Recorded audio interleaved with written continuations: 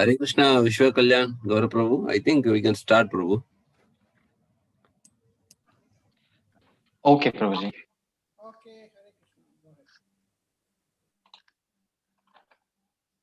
ahead. Manibhushan Krishna Prabhu, you'd like to tell something? Prabhuji, you can do the introduction, Prabhuji. Please proceed.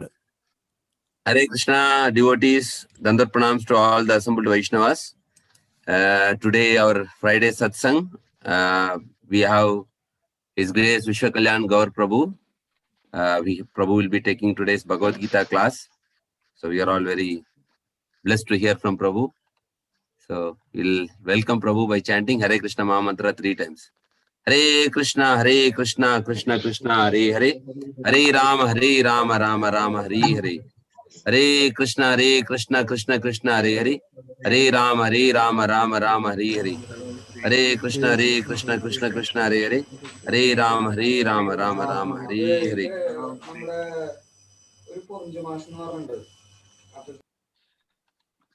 Hare Krishna. My humble obeisances to all the assembled Vaishnavas. Thank you so much for giving me this opportunity. Prabhuji, am I audible or should I speak a little louder? Yeah, Prabhu, audible, Prabhu. Hare Krishna. Thank you, Prabhuji. So we'll have maybe 5 to 7 minutes of Jai Radha Madhava, and then we'll start with the Mangala.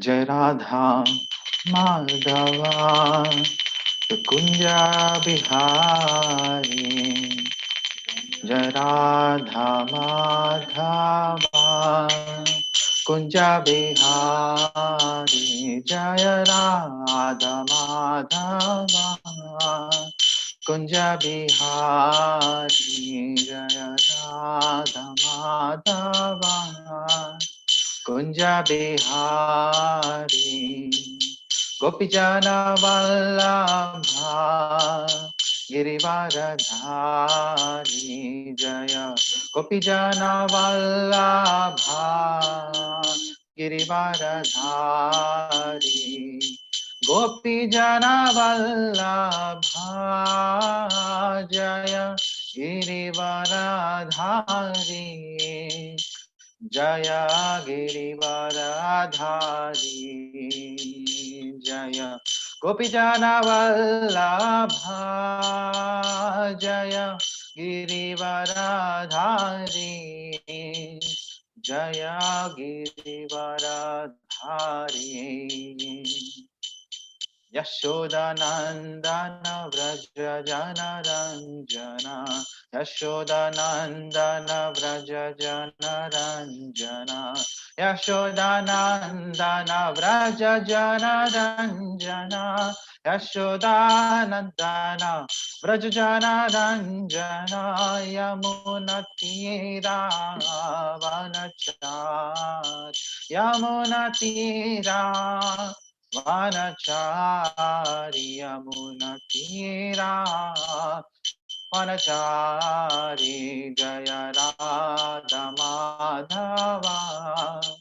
Jaya Kunja Bihari Jaya Radha Madhava Jaya Kunja Bihari Hare Krishna Hare Krishna, Krishna Krishna, Hare Hare, Hare Rama, Hare Rama, Rama Rama, Hare Hare, Hare Krishna, Hare Krishna, Krishna Krishna, Hare Hare. Hare Rama, Hare Rama, Rama Rama, Hare Hare, Hare Krishna, Hare Krishna, Krishna Krishna, Hare Hare, Hare Rama, Hare Rama, Rama Rama, Hare Hare. Hare Krishna, Hare Krishna, Krishna Krishna, Hare Hare, Hare Rama, Hare Rama, Rama Rama, Hare Hare. Hare Krishna, Krishna Krishna, Hare Hare, Hare Ram, Ram Ram, Hare Hare, Hare Krishna, Krishna Krishna, Hare Hare, Hare Ram, Ram Ram, Hare Hare, Hare Krishna, Krishna Krishna, Hare Hare, Hare Ram, Ram Ram, Hare Hare.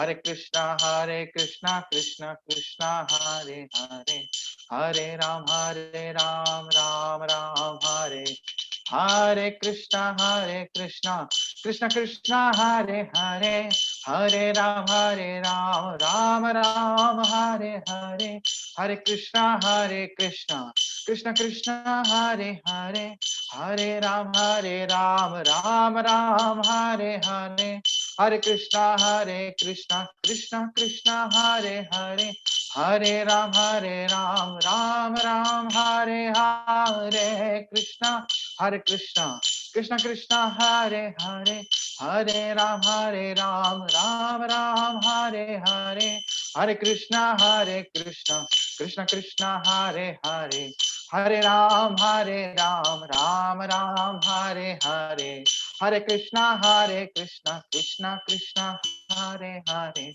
Hare Ram, Ram Ram, Hare Hare, Hare Krishna,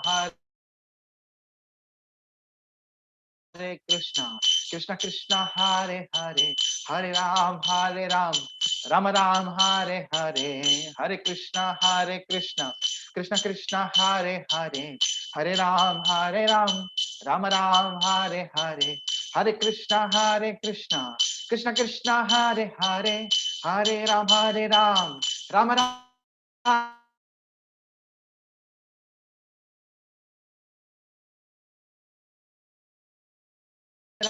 Ram Hare Ram, Ram Ram Hare Hare, Hare Krishna Krishna Krishna Hare Hare, Hare Ram, Ram Ram Hare Hare, Hare Krishna Krishna Krishna Hare Hare, Hare Ram, Ram Ram Hare Hare, Hare Krishna Krishna Krishna Hare Hare, Hare Rama, Rama Rama, Hare Hare, Hare Krishna, Krishna Krishna, Hare Hare, Hare Rama, Rama Rama, Hare Hare. Jai Prabhupada, Jai Prabhupada, Prabhupada Jaya Jaya Prabhupada, Jaya Prabhupada, Prabhupada, Prabhupada Jaya Jaya Prabhupada. Nitai Gaura Hari Bol, Hari Bol, Hari Bol, Nitai Gaura Hari Bol, Nitai Gaura Hari Bol, Hari Bol, Hari Bol, Nitai Gaura Hari Bol. Jai Om Vishnupada Paramahamsa Parivijikacharya Ashtottara Shata Shri Srimad His Divine Grace Abhay Charanaravindra Bhaktivedanta Swami Srila Prabhupada Ki Jai. Con BBT Founder Acharya Srila Prabhupada Ki Jai.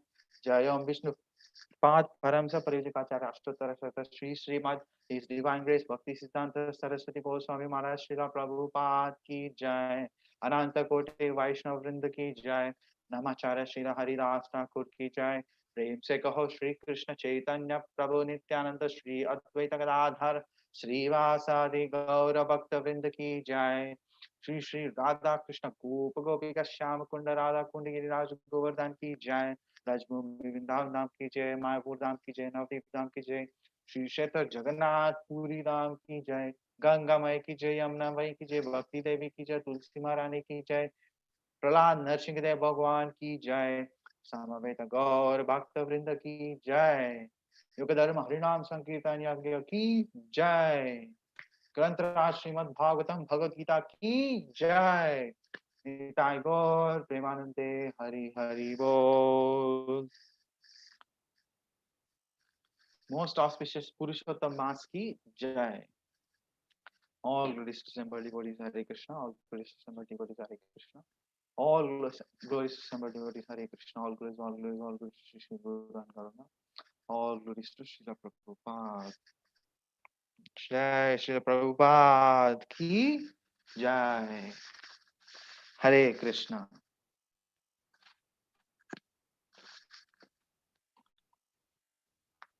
Hare Krishna. Can you hear me? Yes, Prabhu. Yes, Prabhu. Hare Krishna. Okay. Thank you so much, Prabhuji.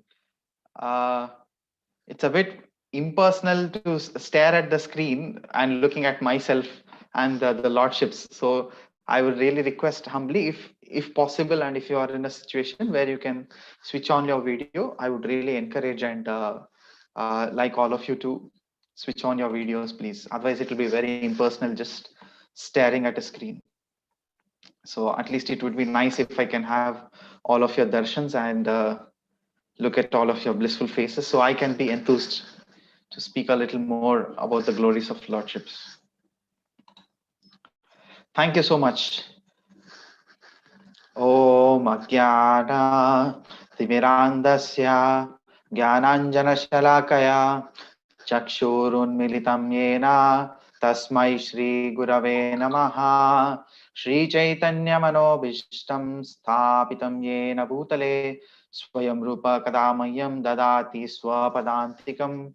Vandeham Shri Guru Shri Yuta Padakamalam Shri Gurun Vaishnavamscha Shri Rupam Sagarjatam Sahagana Raghunathanvitam Tam Sajivam Sadvaitam Savadutam Parijana Saitam Krishna Chaitanya Devam Shri Radha Krishna Padan Sahagana Lalita Shri Vishakhanvitam Scha हे कृष्णा करुणा सिंधु दीनबंधु जगतपते गोपेशा गोपिका कांता राधा कांता नमोस्तुते ताप्त कांचन गौरांगी राधे वृंदावनेश्वरे वृषभानुसुते देवी प्रणमामि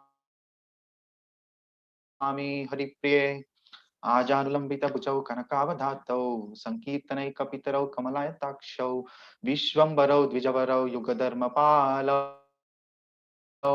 वन्दे जगत्प्रियकरौ करुणावतारौ वाञ्छाकल्पतरुभ्यश्च कृपा सिन्धुभ्य एव च पतितानां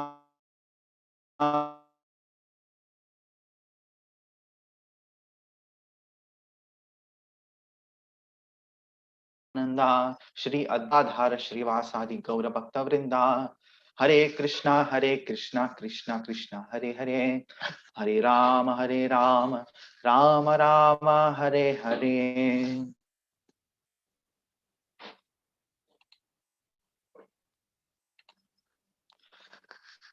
हरे कृष्णा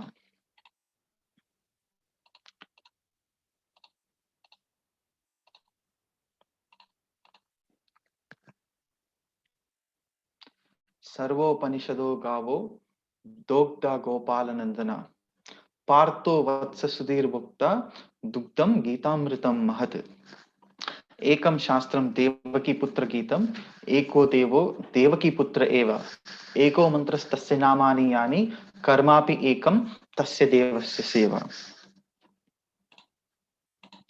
हरे Krishna thank you all so much for assembling here today to discuss a few words from Bhagavad Gita as it is by His Divine Grace A.C. Bhaktivedanta Swami Srila Prabhupada. Today we are going to discuss chapter 1, text 39. So please allow me to share my screen.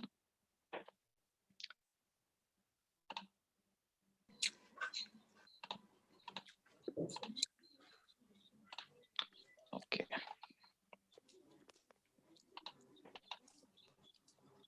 Hari Bol. So today we are here to discuss Bhagavad Gita as it is, chapter 1, text 39. So before I begin, I would like to offer my humble obeisances to all the assembled devotees here, and my special pranams and gratitude to His Grace Shivagoda Krishna Prabhu for considering me for this particular seva. Although I'm totally unqualified to speak anything about Bhagavad Gita as it is, or anything about the Lord and His devotees and to glorify Him, I'm not at all qualified, but He so mercifully gave me this opportunity, and I beg for I beg for Prabhu's mercy and for all of your blessings, so that the right words may come out at the right time, the glorification of Shri Radha Krishna and their devotees and followers.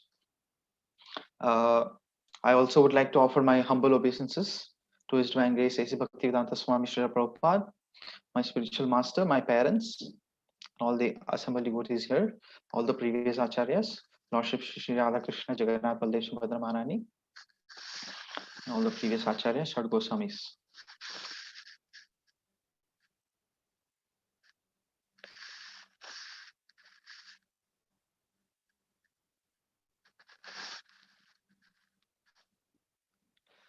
Hare Krishna. So thank you so much for once again assembling here on this weekly Friday satsang, where we are going to discuss Bhagavad Gita as it is. Today's text is chapter 1, verse 39, which goes something like this. So I will repeat the verse 3 times. For the first time, perhaps you can hear, and for the rest of the times, you can try to read along with me. Kulakshaye pranashyanti kuladharma sanatanaah dharme nashte kulam kritsnam adharmo bhi bhavatyuta. Kulakshaye pranashyanti kuladharma sanatanaah dharme nashte kulam kritsnam adharmobhi bhavatyuta, kulakshaye pranashyanti, kuladharma sanatanah, dharme nashte kulam kritsnam, adharmobhi bhavatyuta. Word to word meaning, synonyms. Kulakshaye, in destroying the family. Pranashyanti, become vanquished. Kuladharma, the family traditions. Sanatana, eternal. Dharme, religion. Nashte, being destroyed. Kulam, family. Kritsnam, whole. Adharma, irreligion. Abhibhavati, transforms. Uta, it is said. Kulakshaye pranashyanti kuladharma sanatana. Dharme nashte kulam kritsnam adharma abhibhavatyuta. Translation and purport by His Divine Grace A.C. Bhaktivedanta Swami Srila Prabhupada, founder Acharya of International Society for Krishna Consciousness. Srila Prabhupada ki Jai. Translation: with the destruction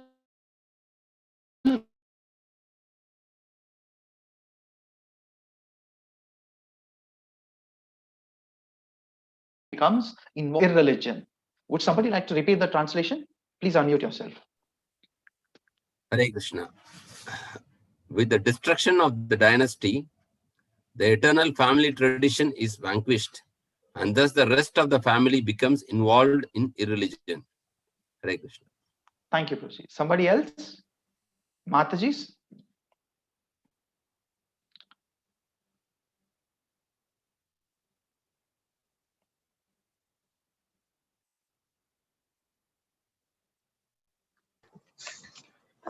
Hare Krishna.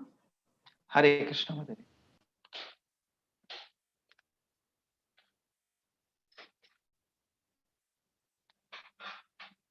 Can you read the translation?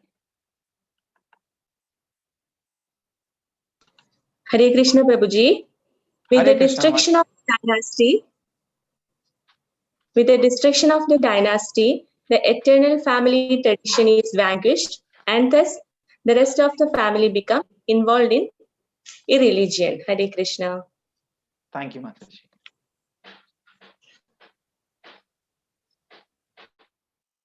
The purport of this verse is as follows. Would somebody like to read? In the system of Varnashrama institution, there are many principles of religious traditions to help members of the family grow properly and attain spiritual values. The elder members are responsible for such purifying processes in the family, beginning from birth to death. But on the death of the elder members, such family traditions of purifications may stop, and the remaining younger family members may develop irreligion habits and thereby lose their chance for spiritual salvations. Therefore, for no purpose should the elder members of the family be slain. Hare Krishna. Hare Krishna. Thank you so much, Kanakanga Prabhu.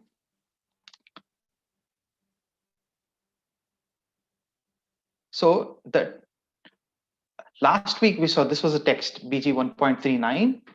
Last week we discussed texts 37 and 38. We had a very, very blissful and wonderful class by His Grace Anutam Gopal Prabhu. So many important points we discussed in the last week. Prabhuji gave a wonderful way of remembering the entire first chapter, summarized it in one acronym called doubt. And he explained what each of those means, and how he summarized the entire first chapter, wherein the introduction, setting the scene, and how Arjuna comes into picture, then how the entire battlefield is explained, and then how Arjuna is bewildered and what kind of explanations he is giving as to why he should not fight. So very nicely Prabhuji summarized in the last session. So I would not like to repeat that once again, because he did a nectarian job last time. So just wanted to recollect for my own purification that Arjuna gave 5 reasons for not fighting and participating in the war.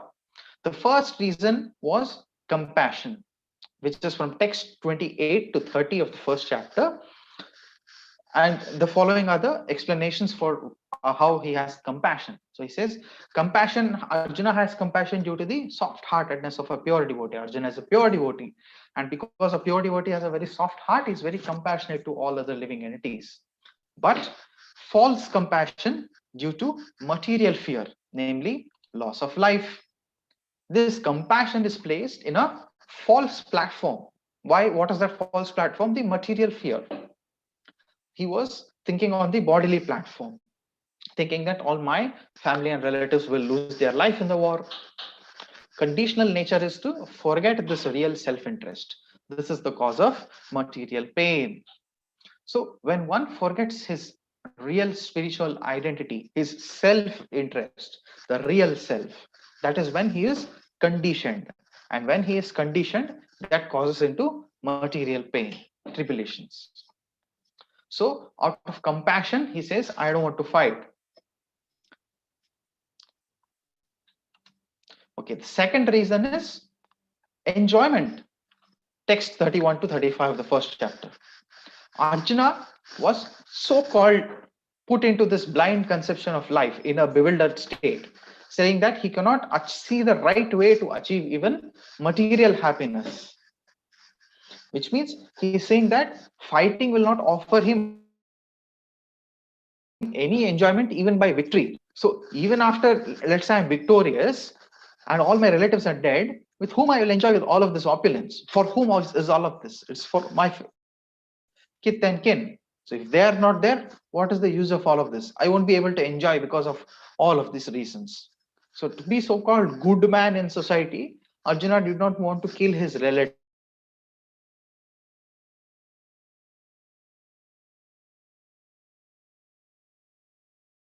Involved. Why? Because of hampering of these particular reasons. Of course, these are just you'll have to take it with a pinch of salt, because this was Krishna has put Arjuna in such a bewildered state for the Bhagavad Gita to be recited and delivered to all of us. The third reason, which beautifully we saw last week, was fear of sinful reactions. That was from texts 36 to 38 of the first chapter in the Bhagavad Gita. So last time we saw 6 kind of aggressors based on the grounds of politics and sociology. That is Arthashastra. It explains the 6 kind of aggressors, and killing these kind of aggressors does not incur any sin. So actually when one aggressors means when one forcefully commits violence against the Dharma Shastras.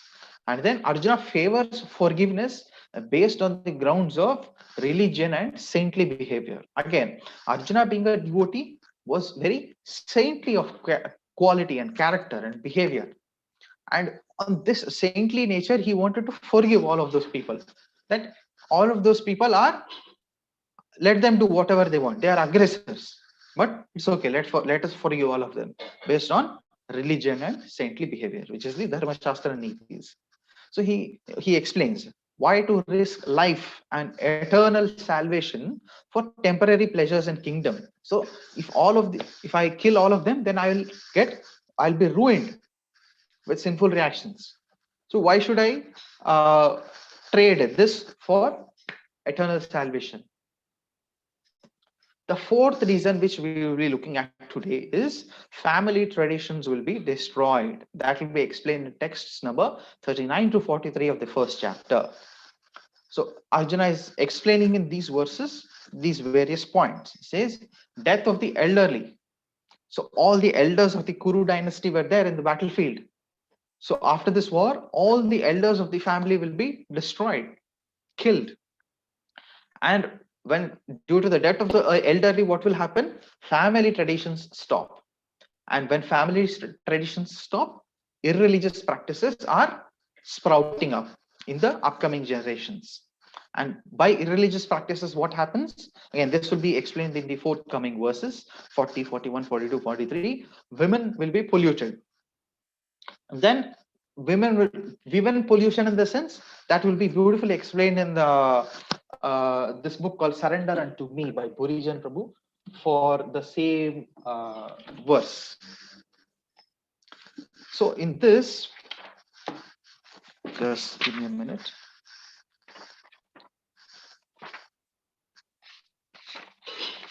So Burijan Prabhu gives a very nice explanation of this text.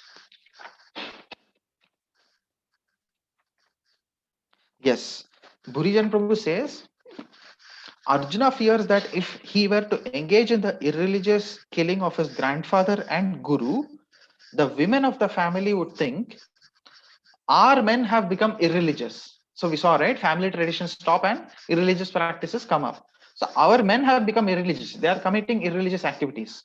So let us also do irreligious activities, right? Yeah. What is that? Yadyad achariti shreshtas tatta evataro jana.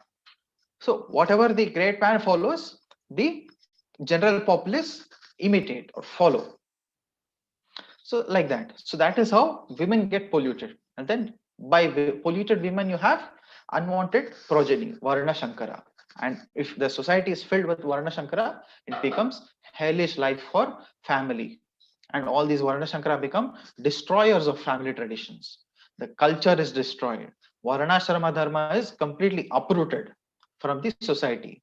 And when family traditions are destroyed, and the ancestors and the elders are not taken care of, then ritualistic performances are stopped. By that, what happens?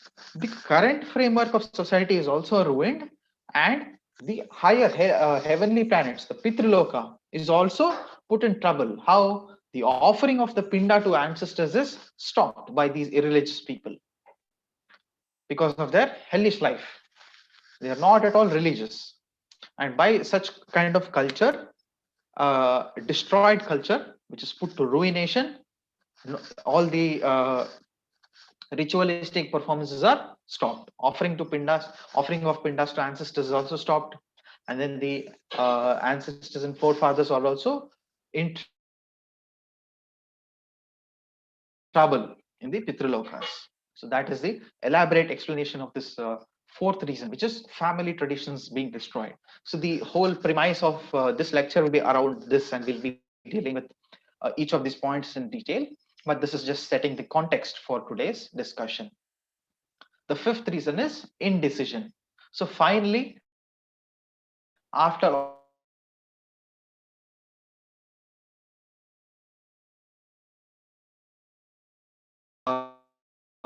saintly character of Arjuna is revealed in the next verses. And in text 2.6, Arjuna says indecision. I don't know what to do. So Arjuna is asking Krishna, should I conquer the enemy or should I be conquered by them? What should I do? I don't know which is better right now. So then he surrenders unto Krishna, Karpanya Dosha, everybody knows. Right. So let's get into the discussion for today's verse. Today's verse is Kulakshaye pranashyanti kuladharma sanatana dharme nashte kulam kritsnam adharmo bhi bhavatyuta. So this second line was very interesting. Kuladharma sanatana. Kuladharma, family traditions. Arjuna says Kuladharma sanatana. Family traditions are eternal family traditions. Let's look into what this Kula Dharma is. So what is the importance of Kula? Kula means family, lineage.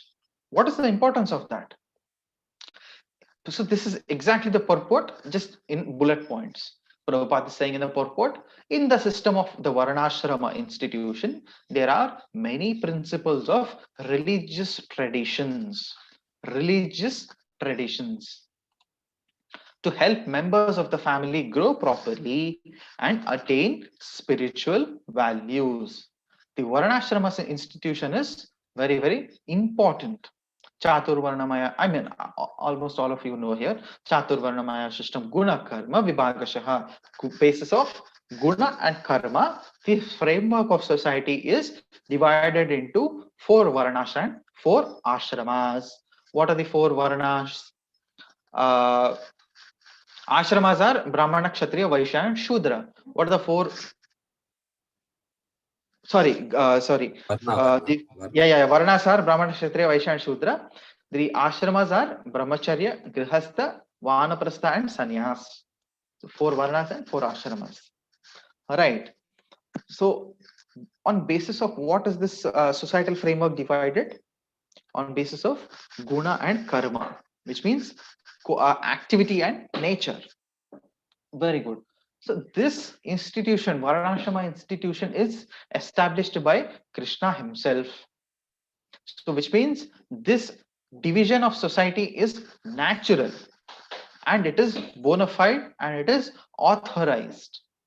However, the present situation or the present conception of the caste system, so-called caste system, is a very perverted remains or ruins of what was actually followed in the Vedic times. Right. So, what is this Varanashrama institution?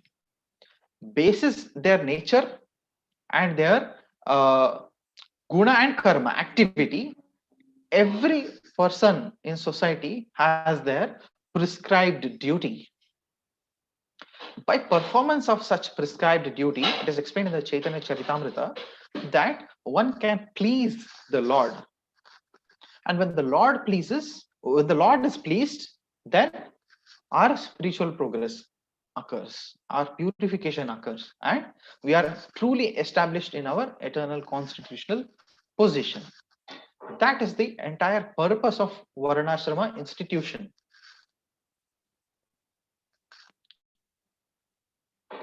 Okay, next.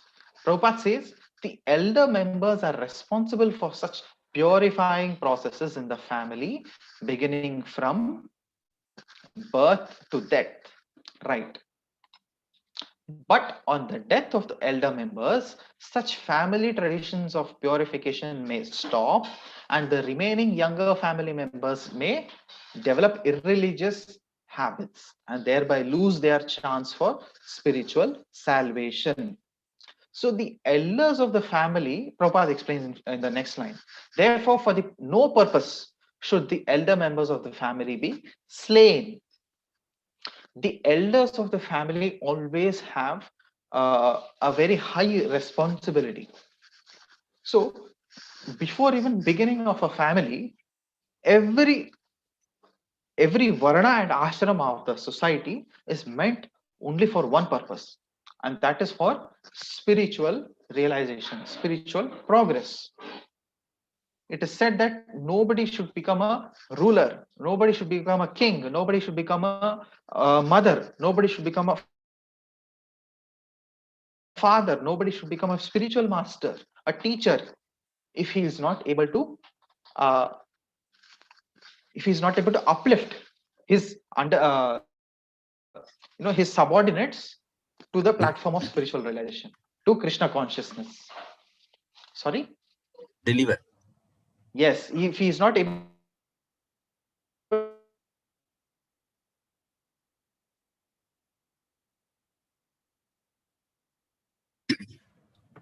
So which means what? If a person, that does not mean that you don't abstain from these duties. It means that these positions are very responsible and one person should be properly trained up so that he can perform these particular functions and responsibilities in a very nice manner. He can execute his responsibilities in a very nice manner in the Varnashrama institution, in the framework.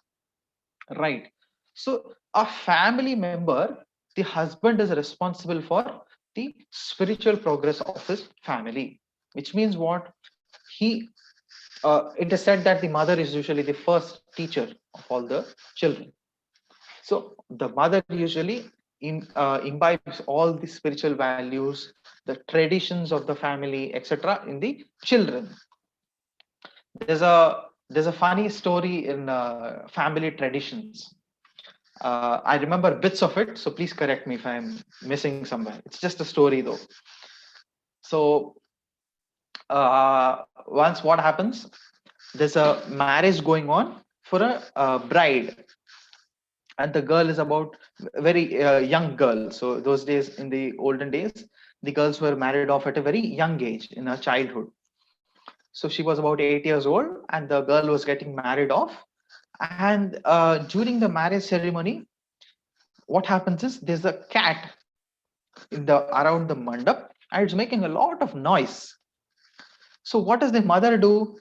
The mother is quite irritated with this noise, and she doesn't want the cat to create a chaotic situation and cause disturbance in the entire atmosphere of the marriage celebration. So what does the mother do? The mother brings a big basket and puts it over the cat, and then the marriage ceremony proceeds as is, and everybody is oblivious of the cat. So then what happens? This girl grows up to be a lady. Then she also has a daughter, and then that daughter also becomes of marriageable age. And then the marriage ceremony of that girl's daughter. Now she's a lady, and her daughter is getting married. And then they are getting married in the mandap. They are sitting there, and the muhurat time is approaching. And then suddenly this lady shouts, "Oh my God, everybody, wait, wait, wait, wait, wait. This marriage ceremony cannot proceed." Everybody's asking why it cannot proceed. Then this lady says, "Oh, actually, you all don't know. In my family, it is a tradition that whenever a marriage happens, you should bring a cat near the mandap and put a basket on top of it. If you don't do this, it is very inauspicious. So please bring a cat." So then the family members go hunt for a cat, bring it, put it near the mandap, and put a basket on top of it. And then the marriage proceeds. So sometimes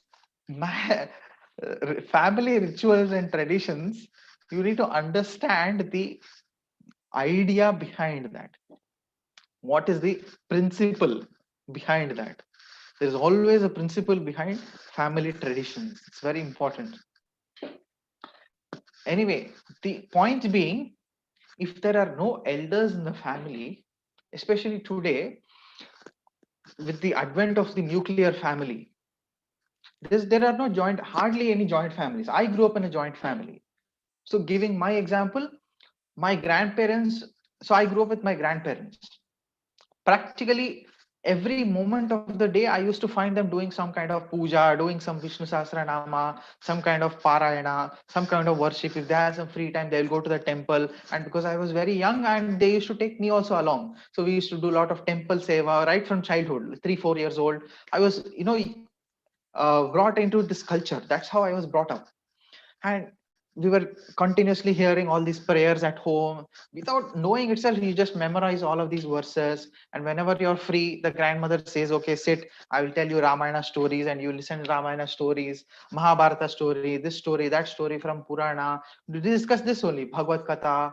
You want to go to temple and discuss how the yatra is going on. So the entire culture, the family tradition is obtained from or passed down from the elders to the children. The elders have this responsibility, not just responsibility, they have life experience along with realizations.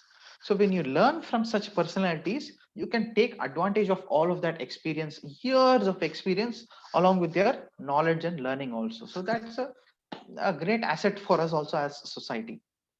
However, take it with a pinch of salt. We'll get to that. The elder members specifically, here Prabhupada is mentioning, are men responsible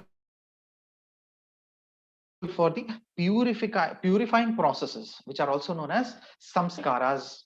There are various samskaras which are mentioned in the Manusmriti, approximately 40, but 16 of them are very important.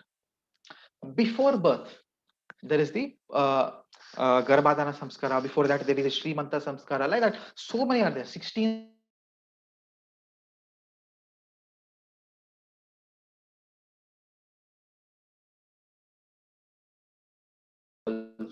one purifies his existence during the passage of his lifetime in this particular body. That is purifying processes. If the elders are not there, such purifying processes are not performed. Hence, the person lives a very miserable, sinful life. Right. And what happens, Prabhupada is explaining here. The remaining younger family members may develop irreligious habits and thereby lose their chance for spiritual salvation. Very interesting. So let's discuss the importance of Kula, birth. So this sentence is from Srimad Bhagavatam Canto 11, chapter 13, text number 4. So in this particular verse, there are 10 factors that are mentioned which influence which mode of nature. So you have three modes of nature, right? Goodness, passion, and ignorance. There are 10 factors which influence which mode of nature you will be predominantly present in. And birth or janma is one of the 10 factors according to which the mode of nature become differently prominent in this particular lifetime. Right. So the importance of performing samskaras or purificatory rituals is that no matter who, so birth is according to what? Birth is according to the higher karmana devanetrena jantur dehopapatyate. This is explained in Srimad Bhagavatam by Lord Kapila, 331:1. So, karmana means by our past karma, daivanetrena, by the will of higher authority. So, by both of these, combination of both of these, we get a birth, next birth. That birth is more or less in our hands and not in our hands, but it is predestined to a certain extent.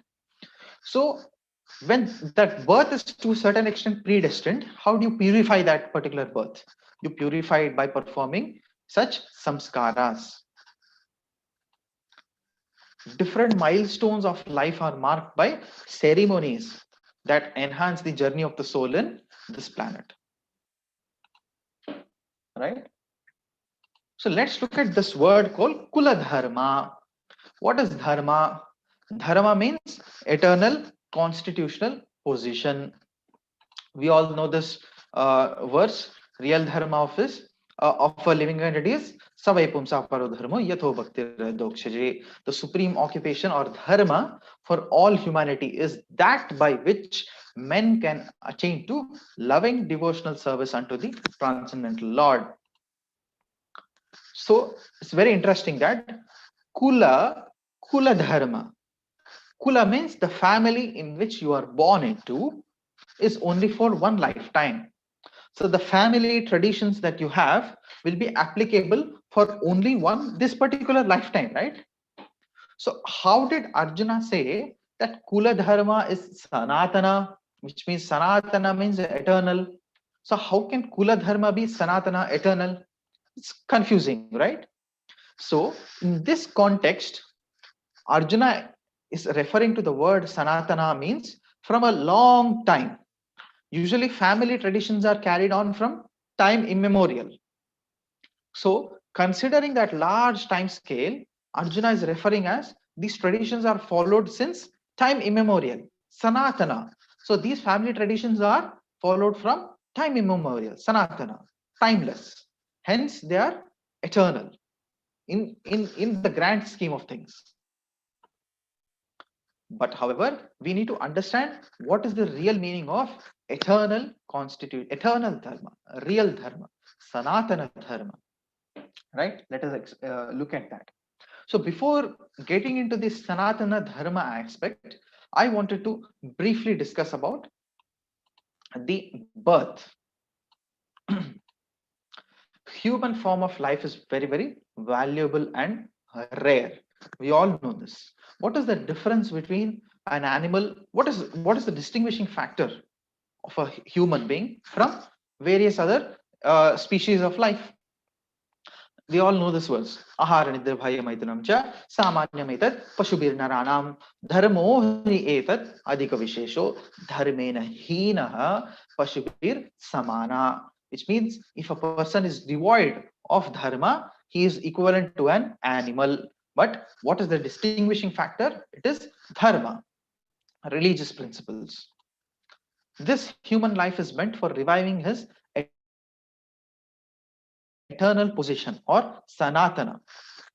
So what is the real meaning of Kula Dharma? Kula. What is our real Kula? every living entity takes, or is rather forced to take birth in this material world. Almost all living entities are forced to take birth in this material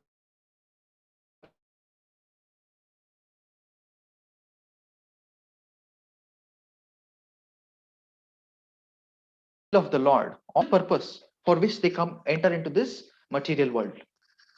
I can see Venu Prabhu is raising his hand. Yes. Do you have something to say, Venu Prabhu?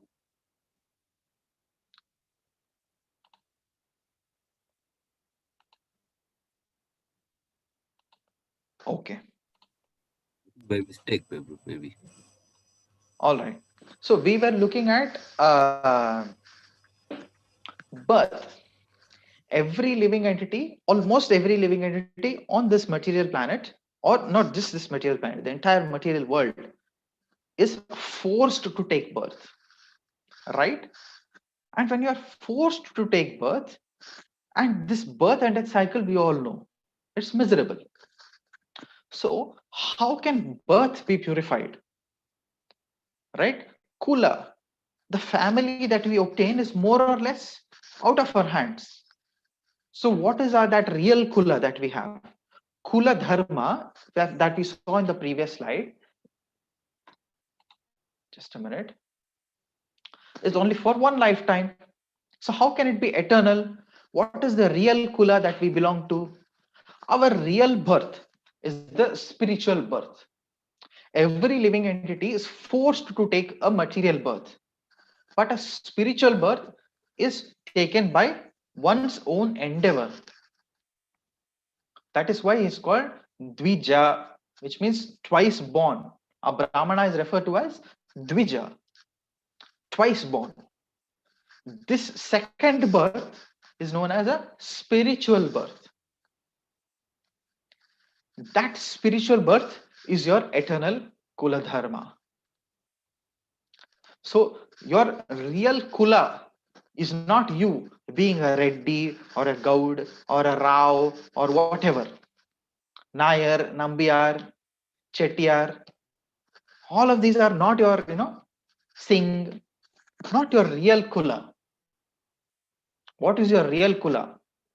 That real Kula starts when you pursue this objective of spiritual birth. And how does one do that? One goes to the Guru Kula.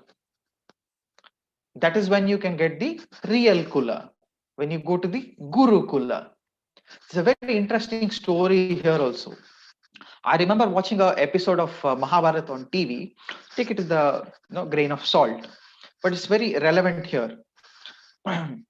The Pandavas and Kauravas, they finished their training and academics in the Gurukula of Dronacharya, and they come back.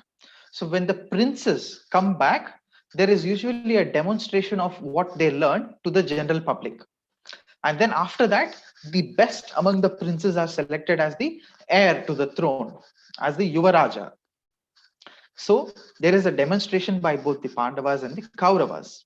And in this demonstration, the princes are asked to introduce themselves to the king. So the Kauravas come, Duryodhana and team. They come and they glorify themselves. Oh, my lineage is so and so. My father is the Dhritarashtra. My grandfather is this person, this person. They talk so highly of their lineage. And they say, I'm so great. I belong to this great family. Hence, I only should be king. And I'm belonging to such an elevated family. Nobody else is more qualified than me because I belong to such a family. And then Arjuna comes into the demonstration at the stage. Then Arjuna is asked, please introduce yourself. Then Arjuna says, actually, I'm a fool number one. I'm totally unqualified to introduce myself. But somehow or the other, my Guru Maharaj Dronacharya has accepted me as his disciple. So I am nothing but a servant, a humble servant of my Guru, spiritual master, my master Dronacharya. That is how he introduces himself. That I am nothing but a insignificant servant of my teacher Dronacharya. That is the real identity when one cultivates spiritual knowledge. Real Kula is beginning from Guru Kula.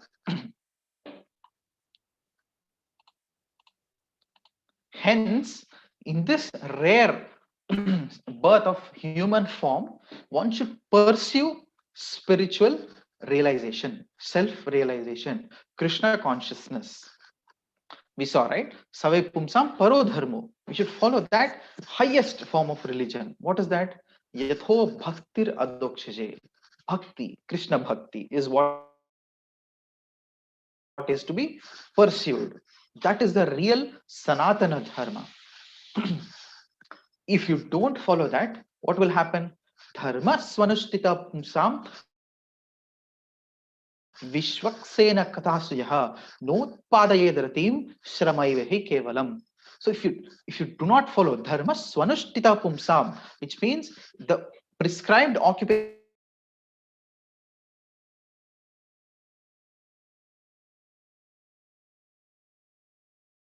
Sena, Lord Vishnu, Notpadayedratim, which means by performing such prescribed duties, if you are not able to no utpadayed, if it is not being able to produce rati. Rati means taste towards lotus feet of Vishvaksena, Lord Vishnu. Shramaivehi Kevalam. All of that effort is a waste. So all of our endeavors is for what? For pleasing Lord Hari. And how should such efforts be? Unmotivated, uninterrupted. Right. So we all know that in this age of Kali, practically everyone is a Shudra. What is that shloka from Bhagavatam? Asti ekon mahaguna kirtanadivasya krishnasya mukta saranga paramraje. Kaladosha nide rajan asti ekon mahaguna. So in this age of Kali, practically everyone is a Shudra. So let me explain that a little bit more further. So I heard this in a lecture that is explained that let us discuss about Varnashrama Dharma for a little bit. The present society, it's very difficult for us to follow exactly the Varnashrama institution as it is prescribed in the Shastras. Still, it was a dream of Prabhupada that he wanted to establish such farm communities and various projects to demonstrate to the world how one can live by the principle of simple living and high thinking. So he wanted to have self-sufficient communities wherein the devotees are engaged in various projects within the community, divided as Varnashrama. Following exactly, you have a Gurukula in center, and everybody is engaged in Krishna consciousness with Krishna as center, with their spiritual objective as their primary goal of life. We still have many projects taken up by many of the leaders in ISKCON. I'm sure most of you are aware of all of those. So, but the present conception of Varnashrama that we see in the society is quite broken or fragmented or in ruins. So the remains of what is the real or original form of Varnashrama institution currently is a very perverted reflection, or not reflection, but remains, residue of what was actually established in the earlier Vedic periods of time. However, the importance of Vedic culture cannot be understated. The example given is that an elephant, whether it is dead or alive, is always worth a lot of money. I mean, during Prabhupada times, Prabhupada quoted that at least an elephant dead or alive is equal to 1 lakh rupees. Why? An elephant alive is very strong. It does a lot. It can do a lot of work. It lifts heavy loads like that. So elephant does a lot of service. In that way, it's very useful when it is alive. And when the elephant leaves its body, then also it is very valuable. How? Because of the ivory. So in that way, even though the Vedic culture in the present times, it is seemingly dying away, withering away, still the importance can be seen, especially in our Indian, Indian communities. We observe that the elders of the family, when you have elders in the family, they are prescribing, or the children are imitating them, the elders, and then from them they are imbibing all these cultural values, morals, principles, ethics, religious practices, etc. So even though it is in a watered down form, still it is so impactful, right? So it is really our duty and responsibility to be educated about all of these things and stick to the original teachings as given in the Vedic Shastras and as delineated by the previous acharyas. So coming to that, however, we are not qualified to be at such exalted level. Nobody practically in this age. So being merciful unto the living entities of the Kali Yuga, Lord Chaitanya inaugurated the Sankirtan movement for all of us.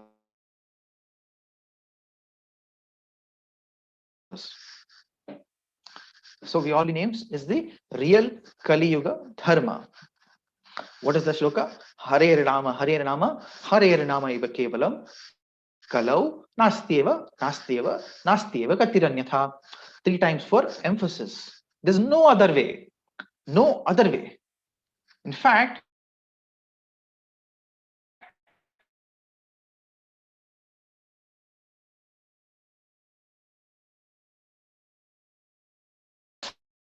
fallen and miserable that I find myself, very struggling to even do such, to pick up such easy process of chanting and dancing and feasting as given by Prabhupada.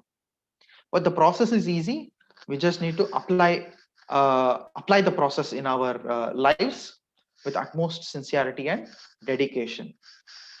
So all of these discussions are possible only because of the unconditional mercy, causeless mercy of His Divine Grace, A.C. Bhaktivedanta Swami Srila Prabhupada, his followers, well-wishers, his disciples, right, and grand disciples, all of our Shiksha Gurus. They've been so merciful unto us without any tinge of self-interest or selfishness. They are distributing all of this transcendental knowledge to all of us so that all of us are engaged in the Sankirtan movement of Lord Chaitanya. So let us all chant this Hare Krishna Mahamantra. 3 times Hare Krishna Mahamantra. Hare Krishna, Krishna Krishna, Hare Hare, Hare Rama, Rama Rama, Hare Hare. Hare Krishna, Krishna Krishna, Hare Hare, Hare Rama, Rama Rama, Hare Hare. Hare Krishna, Krishna Krishna, Hare Hare, Hare Rama, Rama Rama, Hare Hare. So let us all chant this Hare Krishna Mahamantra and try to imbibe these teachings in our own lives.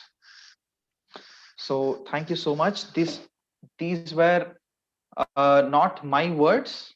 These were just the understandings and my own way of just presenting the content that I have picked up from lectures of His Divine Grace A.C. Bhaktivedanta Swami Srila Prabhupada for the same verse.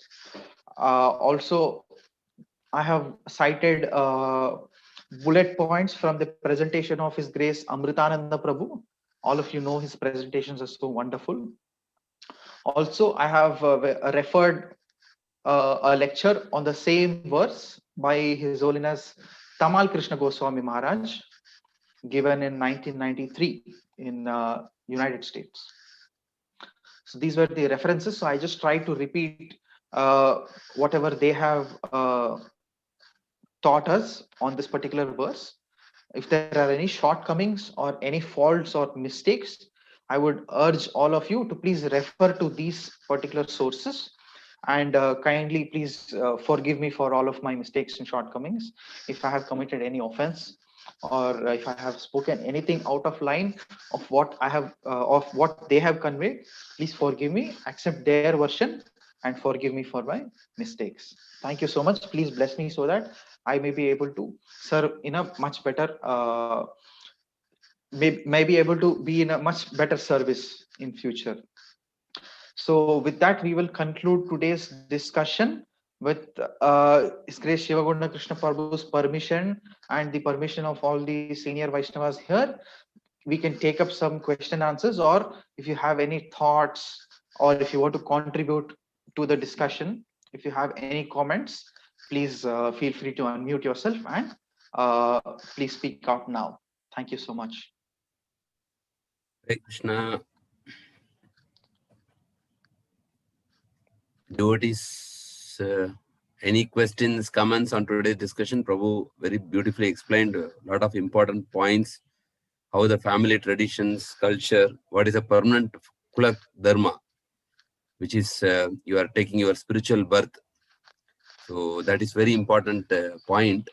And so how this Krishna consciousness is very important in getting your spiritual birth and to get out of the cycle of birth and death. So that's very, very important point explained through this verse. And any devotees would like to give additional comments or your realizations, or if you have any questions or queries, we have some time. We can have it now, and you can unmute yourself. Prabhuji, before we go to question answer, I just missed one important point. Will you please permit me to take 2 minutes? Yeah. Yes, with pleasure. So this question arises in my mind that when Arjuna is giving this reason, how did Lord Shri Krishna refute it?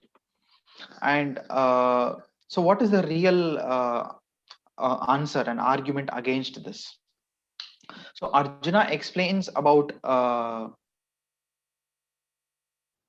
so basically Arjuna here is pointing out that if I do not perform my responsibility towards my families and act according to these traditions, family traditions, how will I fulfill my obligations towards all of my relatives and families and friends and my subjects? How will all of these be fulfilled? And Krishna beautifully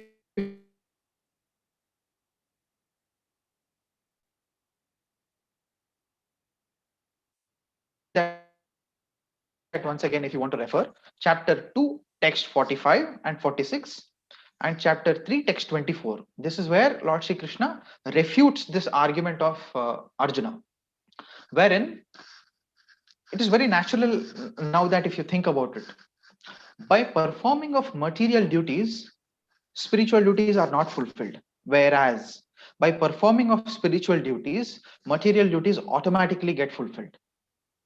Exactly as Krishna gives the beautiful verse. Let me just share that screen.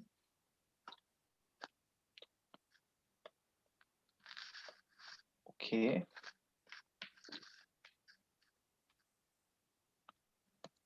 Two, four, five. So Krishna says the Vedas deal with the subject matter of the three modes of material nature. O Arjuna, become transcendental to these three modes, become free from all dualities and from all anxieties for gain and safety, and be established in the self, the real self, which means Krishna is saying, come up, rise up from the material platform to the spiritual platform. And then in the text 46, Lord Shri Krishna explains, Yaman arthodapane sarvatah sampludodake tavan sarveshu vedeshu brahmanyasya vijanataha. All purposes served by a small well can at once be served by a great reservoir of water. Similarly, all the purposes of the Vedas can be served to one who knows the purpose behind them. This is very important. If you have a big ocean, what is the necessity of a well? If you have a river just behind your house, you don't have to dig a well. It's a perennial river. Similarly, if you're situated in your transcendental original constitutional position, which is eternal, then automatically all your other temporary or all your obligations and responsibilities and duties are automatically fulfilled. Similar verse comes to my memory from Bhagavatam, Canto 4, Chapter 14. Yatha taror mula nishechanena tripyanti yatskanda bhujopashakaah pranopaharacha yatendriyanam. What is that? Sarvarhanam achyuteja, which means just like you pour water, just like you pour water at the root of a tree, the branches, leaves, flowers, fruits, all of them are satisfied. Similarly, if you serve the lotus feet of Lord Shri Krishna, then all the demigods, all the pitras, all the forefathers, everybody in the society, family members, friends, all such obligations are automatically fulfilled. Hence, it is important to focus on the spiritual even to resolve the material. Right, so I felt that is a very important point to take away, at least from this discussion, and how Lord Shri Krishna gives refutes this particular argument of Lord Arjuna. Yes, Prabhuji, thank you so much. Yeah, it's a beautiful point, Prabhu. Material life is always incomplete, but when somebody will take Krishna consciousness, spiritual life, then even if the material life is not performed well, that will make itself complete, because the ultimate is already taken. That's, I think, a wonderful point. Everybody should understand the importance Correct. of Krishna consciousness. Thank you, Prabhu. So Hare now, Krishna. yes, now we can have any questions or comments now. So those who would like to express, please unmute yourself. If there are no questions or comments, there's only two reasons. One, everything is clear, or two, nothing is clear. I think the first one is correct. No, I'm sure it is Everything not is- correct. So everything is- let's please hear some realizations or some inputs, whatever you have. Please, I request all of you to unmute yourself. If possible, please also turn on your videos, and let's have some healthy discussion for another 5 minutes if possible. Hare Krishna. Hare Krishna. Hare Prabhu. Krishna. Thank you very much for explaining this Kulandamma and Sanatana thing. Very nicely explained with the points. Well to the up to the mark. Thank you, Prabhuji. It's all Prabhupada's words only. Thank you very much. I think Perimbam Prabhu has a question or something to state. No. Just I started the video. That's all. Hare Hare Krishna. Krishna. Thank you. Thanks. Hare Krishna. Hare Krishna, Prabhuji. Dandavat Pranam, Prabhuji. Thank you for Pranam, your pranam. enlightening session. Prabhuji, I have a question. Basically, I was a little bit confused on one aspect.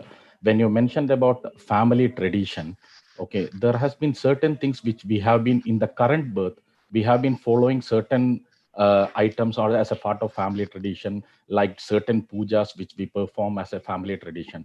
However, another point which you mentioned is that this birth is inconsequential.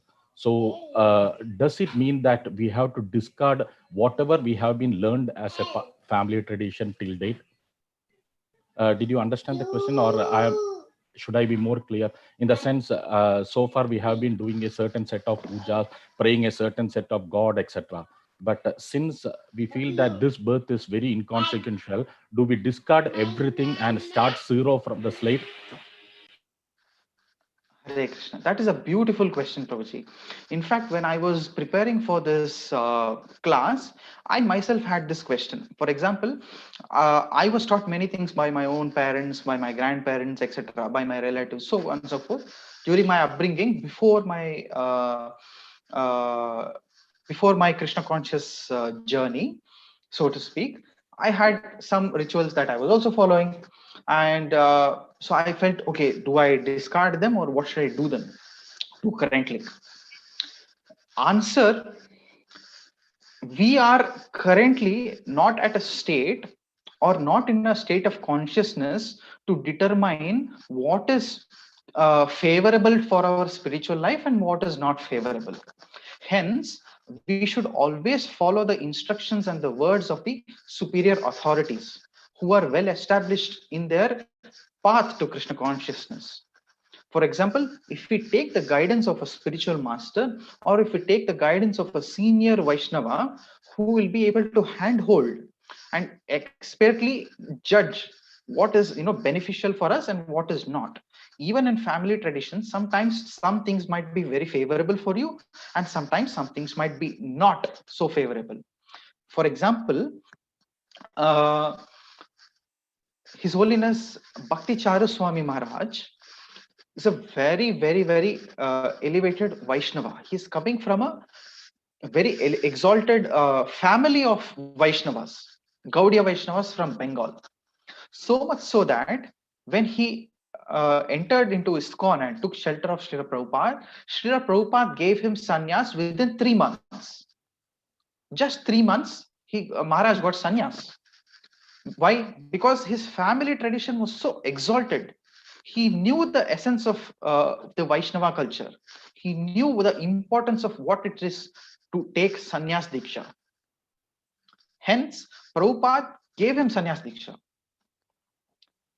So the spiritual master very expertly judges what is right for you and what is not.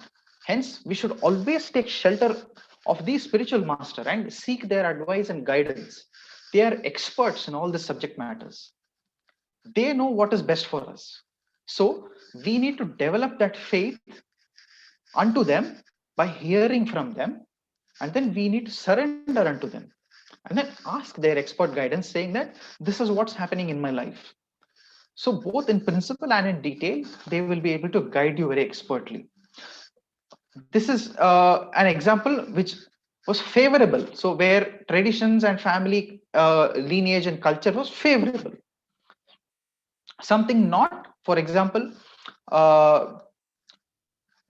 His Holiness Gaur Govind Maharaj is also a very senior sannyasi and was an initiating spiritual master in ISKCON. So when Maharaj's, I think, grandmother or grandfather, one of the grandparents passed away, all the family members were expecting Maharaj to come and attend the rites, the last rites, and etc. etc. And they were expecting Maharaj to come there, and Maharaj was a sannyasi.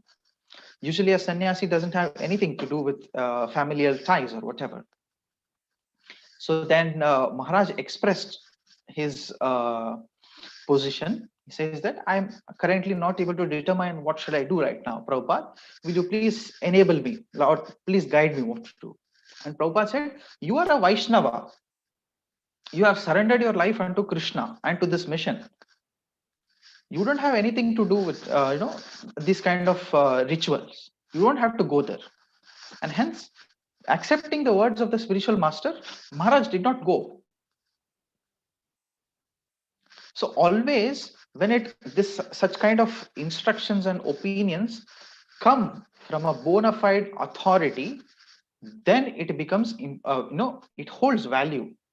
Not only that, it comes with some blessing. It always comes with empowerment, so that it will be beneficial for our spiritual life. But if we take decisions based on our own intelligence and our own understanding, such kind of result will not be promised. Hence, I have recommended by my own understanding to take shelter of exalted Vaishnavas who are learned, who are experienced, who know what to do and what not to do, whose intelligence has been sharpened by the words of the spiritual masters and by the words of the Shastras, Sthita Prajna. They know exactly in what situation what to do, so that we are always at least stable in our consciousness, in spiritual life, in Krishna consciousness. Roji, this is my humble understanding, but I would really request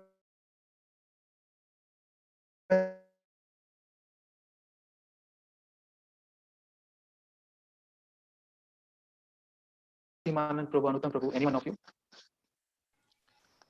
Thank you, Prabhuji. Indeed, Prabhuji, thank you for your wonderful insight and wonderful explanation, Prabhuji. I will do it accordingly, Prabhuji. Thank you.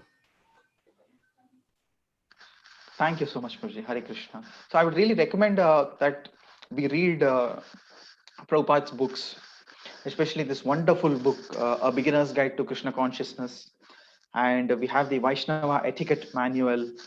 So when you read all of these things, then you will understand what is the real culture of the Gaudiya Vaishnavas. The Hari Bhakti Vilas, am I right? Yes, the Hari Bhakti Vilas states the do's and don'ts, all of the processes, the religious performances, how to do. For example, even when you do a tarpana, pitri tarpana, offerings to the of oblations to the ancestors, even that has a Vaishnava way of doing. So everything is prescribed by the Goswamis, by the previous acharyas. One only needs to, seek shelter of such scriptures and such Mahabhagavats, the devotees, and make their life successful. Hare Krishna, Prabhuji. Thank you, Prabhuji. Thank you for that blissful question. Do we have any other further questions?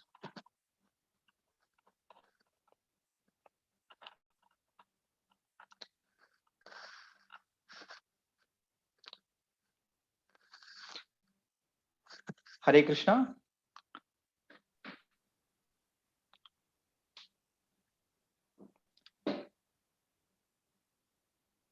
Any questions from devotees? Okay, Prabhu. I think devotees are very clear, and so on behalf of all the devotees assembled here, let us try to express our sincerest gratitudes to Prabhu for giving his wonderful time, valuable time, and enlightening every one of us on this auspicious month of Purushottam, on the wisdom of Bhagavad Gita, and how to make further progress. So let us chant Hare Krishna Mahamantra 3 times for Prabhu. Hare Krishna, Hare Krishna, Krishna Krishna, Hare Hare, Hare Rama, Rama Rama, Hare Hare. Hare Krishna, Hare Krishna, Krishna Krishna, Hare Hare, Hare Rama, Rama Rama, Hare Hare. Hare Krishna, Krishna Krishna, Hare Hare, Hare Rama, Rama Rama, Hare Hare. Hare Krishna. So we have some, thank you, Prabhu. We have some couple of announcements.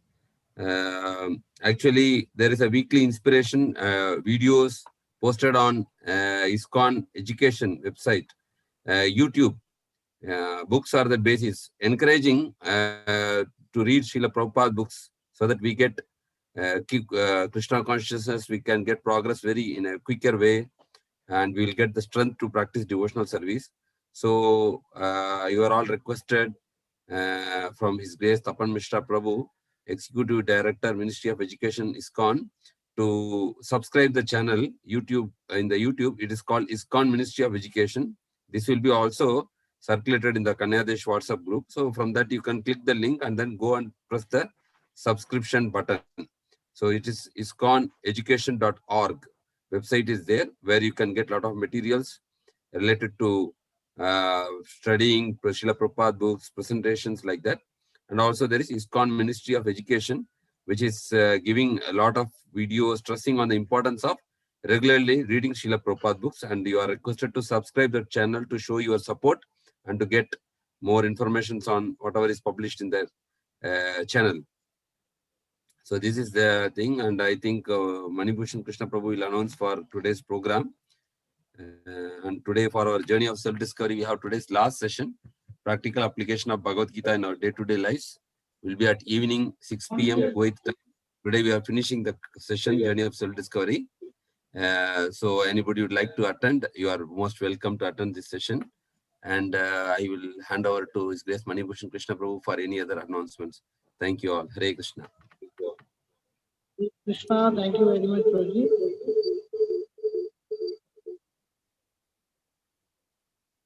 Today we have a Shiksha class on Bhakti Vinod Thakur by His Grace Sanatana Dharma Prabhu from Pune at 2:30.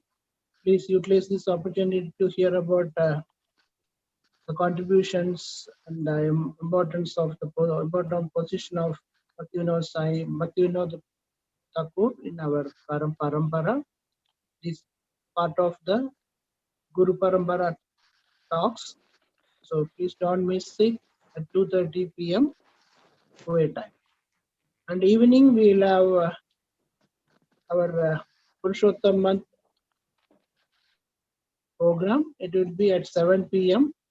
and we'll have Sri Nitai Prabhu from Calcutta, and we'll be covering Canto 11, chapters 15 to 31. And tomorrow we'll be concluding these Purushottam Srimad Bhagavatam sessions by covering the 12th canto by His Grace Gauranga Darshan Prabhu. So don't miss that class also. And as usual, our children's class will be there at 12 p.m. Thank you very much. And tomorrow morning we'll have Srimad Bhagavatam class at 9:30 a.m. Please join for that. Hare Krishna. And further programs we will announce through the groups for Navaratri as well as all other programs will be announced through the group. Hare Krishna. Thank you, Prabhu. What will say? Vancha kalpatarubhyascha. Vanchakalpatarubhyascha. Vancha Yes, Prabhu. kalpatarubhyascha. Vanchakalpatarubhyascha. Kripasindubhyevacha. Patitanam pavanebhyo. Vaishnavebhyo namo Vibhyo namaha. namo namaha. Ananta Koti Koti Vaishnava Vaishnavavrinda ki Jai. jai. Srila Prabhupada ki Jai. Maharaj ki jai. Jai Gaur. All graces and devotees. Hare Krishna. Hare Krishna. So thank you Thank all. you. Thank you. His Prabhu, for Grace, this His opportunity. Grace, Vishwa Kalyana One more Gaura special- Prabhu ki jai. Jai. Srila Prabhupada One ki more Jai. special request. ശിവാണി Yes, Prabhu. Yes, Prabhu. പിന്നിലെ Please. Spelling എന്താ There is അപ്പൊ പിന്നിലെ little spelling എന്താ shortage of funds for this is wrong continuing our ashram and all other activities. So those who are not contributing now during this COVID COVID time, if anybody is interested to contribute their contributions, they can contact Asimanda Krishnam Prabhu because there is a little shortage of fund for us. So please do your part. Thank you very much. Prabhu, they can send a message also. We can send this one-time link also. So easy for them to contribute. So they can send a WhatsApp message and then we can send a link. How much they are willing to contribute.